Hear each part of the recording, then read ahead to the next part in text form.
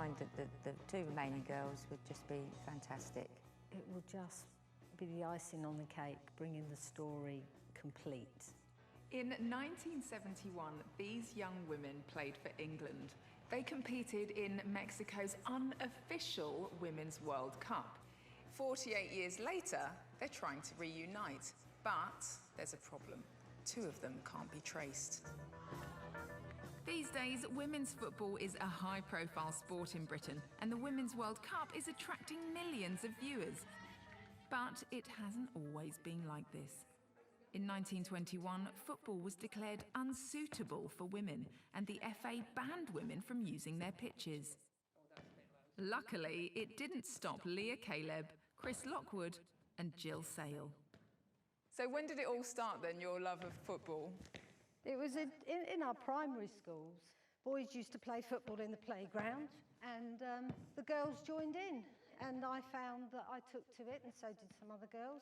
Headmaster wanted me to play in the team with the boys, but obviously the authorities at the time wouldn't allow girls. This is nearly 50 years ago. It was unsuitable for women or something. And the mindset was girls didn't play.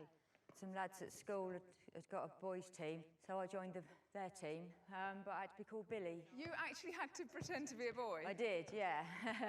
Did you feel that it was unjust?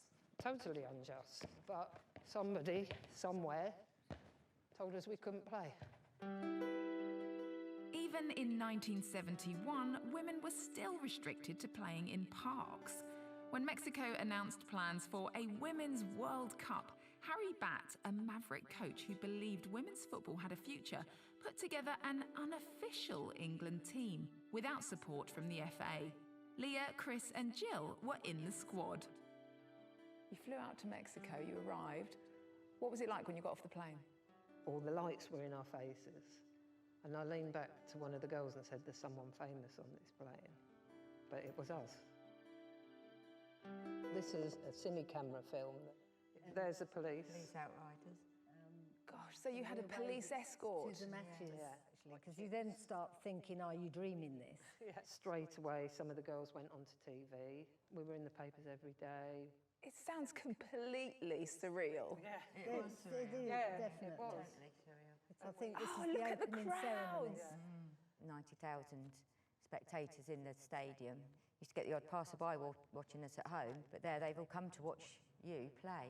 It was like going in Doctor Who's TARDIS and coming out in a different time, from one extreme all the way up to the other. England played hard, but after losing to Argentina and Mexico, they were knocked out of the World Cup. When they returned to England, the dream was clearly over. There wasn't anybody there, there was no photographers. There was a few little snips in the papers, but they were sort of still taking it as a little bit of a gimmick and a joke. Neither FIFA or our own FA recognised the tournament. They weren't happy with Harry taking the team to Mexico. And then we were banned. You were banned? And we were banned from playing, yeah, for 3 months. And what happened to Harry then at that time? Well, he was banned forever. That was it for Harry. And it has been shut away for those years. Maybe psychologically we thought that people didn't care. To help tell their remarkable story, The One Show has brought the team of 71 back together for a reunion kickabout.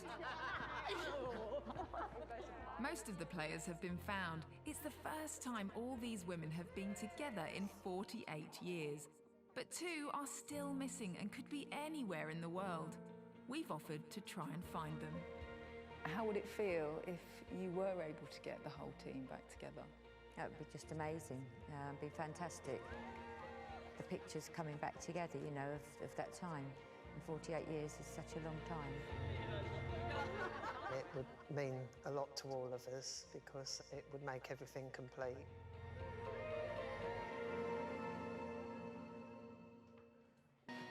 Years later, most of the players have been traced for a reunion kickabout. Amazing. It's just something I'd never expected. Incredible. All the memories come flooding back. But 2 are missing, so we put One Show people finder Kat Whiteaway on the case. Now here are the two missing players in the Mexican programme, Jean Brecken and this is Paula Rayner. I couldn't find Jean anywhere and I wondered if her name might have been spelled wrong. She's down here as Brecken with a K. And sure enough, I've discovered an entry in the birth indexes spelt CK. The marriage indexes confirmed Jean's surname changed to Elliot. But she did have lots of brothers whose surnames had not changed, so I could contact her through them. And using old electoral registers, I created a family tree for Paula and I managed to find her too. Great news, and it's time to share it with the team. Now, our People Finder Cat has been working so hard to try and find your two missing team members. But I am delighted to say that she has had a certain amount of success. Paula is here.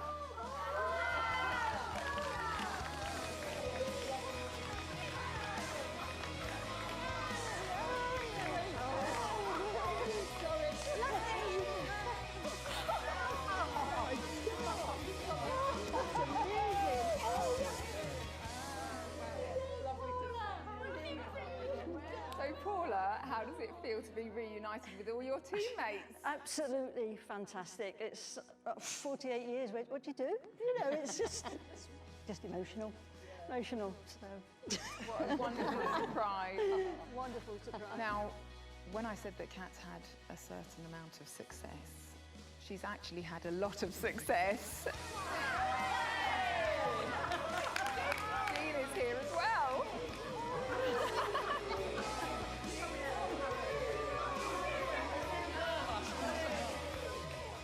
After 48 years, the entire World Cup squad has been traced. This is everyone found. I've stayed out of prison just in case. So, I mean, what you all shared, what's it meant to you, Jean? Well, everything really, you know, it's a thing in a lifetime. You say to some people, oh, I've played football in Mexico City, Aztec Stadium. Don't be stupid. You're a woman. You're a woman, you can't do that. Now, I've got this one last surprise for you. It's a message that's been sent by one of the England players, Jill Scott, who's out in France at the moment at the Women's World Cup. So do you want to give it a watch? Yeah. Hello to the team of 1971. We've been hearing a lot about your success when you travelled to the World Cup in Mexico, and it really has inspired us. You really have paved the way for us, and without you we wouldn't be here today having the career that we absolutely love. So a massive thank you and a big hello from us, and hopefully we can do you proud out here in France. Well, it's great to have you all back in touch with each other. So, let's go!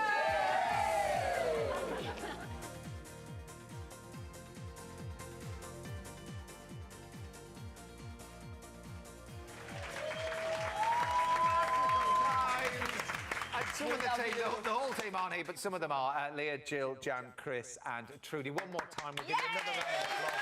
Because this is a story, I mean, it is just fantastic. It's magical. Honestly, thank you so much for joining us. Can I just ask straight away, when are you all going to play together again? Like, for real? I know you knocked about last week, but I mean competitively. Come on. That was competitive. Oh, was it? Was it? Did it get quite competitive? It did. We haven't lost that, have we? No. It was fun. Still the same. Great fun. Yeah. Well, can we sort of rewind right back to the very start? I mean, how old were you when you went over there? Because there is an age range between you, isn't there? I was So go on then. 13. I was 13? No. I was, yeah. And did you go there with your family? I mean, did you have lots of... No, we all went on our own. There was a chaperone with us. Right. So, yes, I was the youngest, So and you then were it 13. carried on. Go on, Jill. 14. You were 14, right? I was 20. Right. 15. And 16. And you were 16. And Jan, as the 20-year-old, a little bit seasoned, were you sort of in charge of... No, Leah was the one in charge. Oh, really? Yeah. Leah, this good, was your isn't it? actual... Look at this, this was your actual little shirt. So cute. Quite trendy. trendy as well, Lee. Quite trendy, very retro. Back in fashion now. Yeah. But I mean, the concept of travel even then, as youngsters, I mean, you get passports and all of that. Yeah. I don't think any of us have been abroad before. I certainly hadn't. My mum and dad had to go and get a passport pretty quickly. Wow. As did yours, I think, Jill. Yeah, they did, yeah. And you, there's so many questions. Well, we heard in that first film that you were, it was like kind of a pop star reactions as you landed there. Why did the people of Mexico love you guys so much?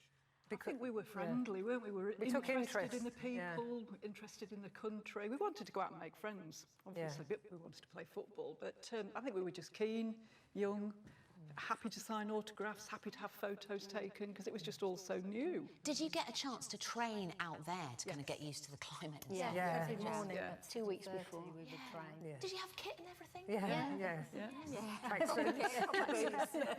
Not quite like they do now, though. No. Hang on, 71, were we in the era of long shorts, mid... No, shorts.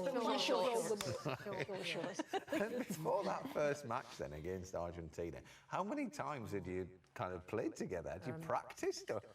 Well, Jill didn't know anybody. No, I didn't know anybody because I played for another team. I played for Tame. Okay. Yes.